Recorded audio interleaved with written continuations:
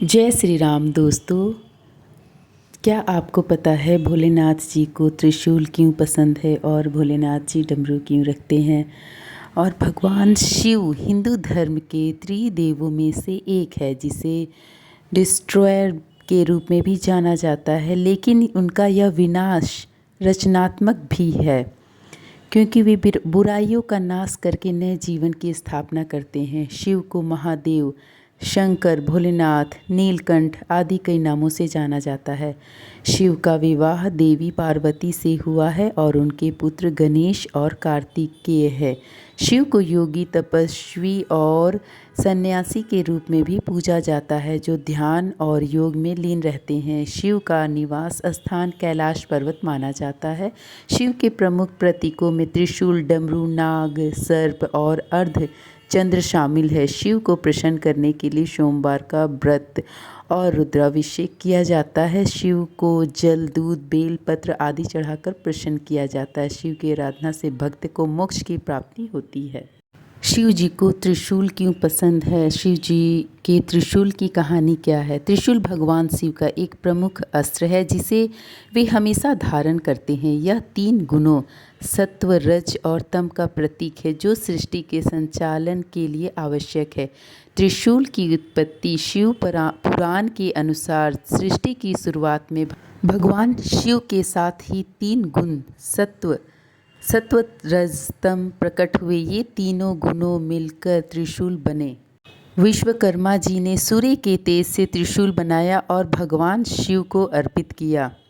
त्रिशूल के 3 शूल, नोक, तीन लोकों स्वर्ग, मृत्यु और पाताल या 3 समयों भूत, भविष्य और वर्तमान का प्रतिनिधित्व करते हैं। आध्यात्मिक महत्व।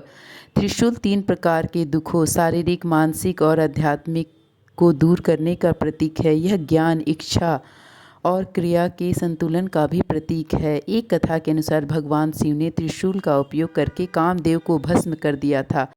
त्रिशूल अहंकार और अज्ञानता को नष्ट करने का प्रतीक है। शिवलिंग पर त्रिशूल चढ़ाने से भगवान शिव की विशेष कृपा होती है। यह भक्तों की आस्था और समर्पण का प्रतीक है। इसके अलावा त्रिशूल चढ़ाने से शांति और समृद्धि की प्राप्ति होती है। शिवलिंग पर त्रिशूल चढ़ाना भगवान शिव की प्रति गहरी आस्था और समर्पण का प्रतीक है। ऐसा मानते हैं कि त्रिशूल चढ़ाने से व्यक्ति को शांति और समृद्धि मिलती है। त्रिशूल पर लाल वस्त्र बांधने से मंगल दोष से छुटकारा मिलता है। कुंडली के दोष और कुप्रभाव दूर होते हैं। त्रिशूल को नकारात्मक शक्तियों से बचाने वाला माना जाता है और इससे घर के मुख्य द्वार पर लगाने से घर में सकारात्मक ऊर्जा का संचालन होता है। शिव का त्रिशूल आध्यात्मिक रूप से हमें अपनी इच्छाओं, अहंकार और ज्ञान से ऊपर उठने की प्रेरणा देता है। भगवान शिव का एक बहुत ही प्रमुख अस्त्र है। पवित्र और शुभ कर्म का प्रतीक त्रिशूल माना जाता है। कुछ लोग त्रिशूल को अपने गले में लॉकेट के रूप में भी पहनते हैं, जो भगवान शिव के प्रति अपनी भक्ति का प्रतीक है। त्रिशूल नाम से एक पर्वत भी है, जिसे त्रिशूल शिखर के नाम से भी जाना जाता है। भारत के उत्तराखंड राज्य में कुमायूं क्षेत्र में स्थित है। यह हिमालय पर्वत श्रृंखला का एक हिस्सा है और नंदा देवी पर्वत श्रृंखला के अंतर्गत आता है। त्रिशूल पर्वत 3 चोटियों का एक समूह है और देखने में त्रिशूल के समान है, जो हिंदू भगवान शिव का हथियार है। स्थान उत्तराखंड, भारत, हिमालय, नंदा देवी पर्वत। क्या आपको पता है शिव जी को बेलपत्र क्यों पसंद है?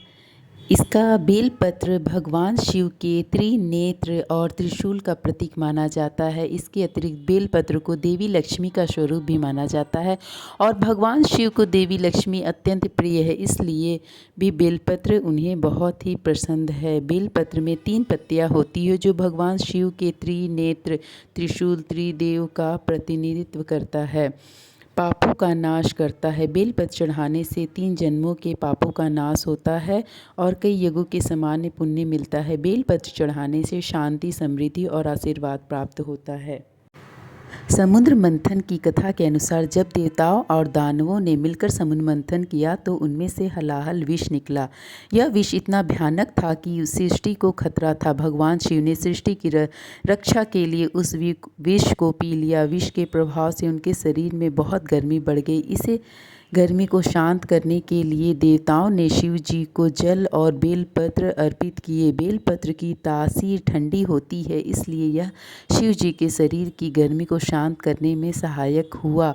मान्यता है कि तभी से शिवलिंग पर जल और बेलपत्र चढ़ाने की परंपरा शुरू हुई।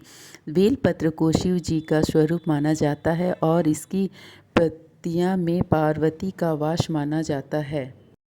विष पीने के बाद शिव जी के कंठ नील हो गए, इसलिए उन्हें नीलकंठ कहा जाता है। विष के प्रभाव से उनका कंठ नीला हो गया, जिसके कारण उनका यह नाम रखाया। हलाहल विष निकला तो सभी देवी देवता भयभीत हुए। उन्हें शिव जी ने ग्रहण कर लिया। भगवान शिव महादेव के नाम से भी जाने जाते हैं। वे हैं जो ब्रह्मांड को रूपांतरित करते हैं, दूसरों को बचाने के लिए विष पीते हैं तथा अपनी पूरी शक्ति से सभी प्राणियों से प्रेम करते हैं। वे ब्रह्मांड को सही ढंग से चलाने तथा बुराइयों को समाप्त करने के लिए जिम्मेदार है। भगवान शिव के डमरू और गले में सांप की कहानी बहुत प्रसिद्ध है। भगवान शिव के नृत्य और ब्रह्मांड में लय का प्रतीक है, जबकि सांप उनके भक्त और शक्ति का।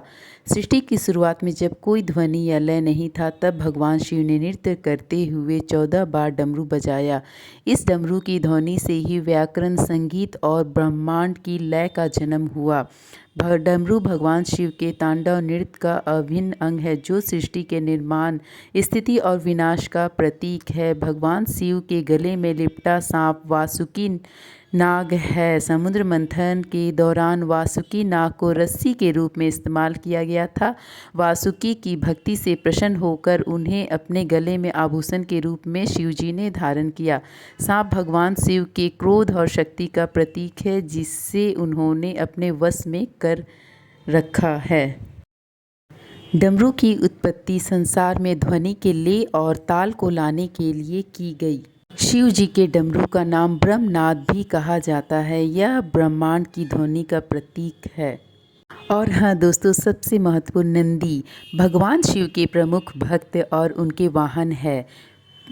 कथाओं के अनुसार नंदी का जन्म ऋषि शीलाद के तप से हुआ था और उन्हें भगवान शिव ने अपना वाहन और गणों का अधिपति बनाया था। नंदी को शक्ति और भक्ति का प्रतीक माना जाता है। शिव के मंदिर में उनकी प्रतिमा हमेशा भगवान शिव के सामने स्थापित की जाती है। ऋषि शीलाद ने पुत्र प्राप्ति के लिए कठोर तपस्या की, जिससे प्रसन्न होकर भगवान शिव ने उन्हें वरदान दिया कि उनके पुत्र के रूप में प्रकट होंगे। इस प्रकार नंदी का जन्म हुआ।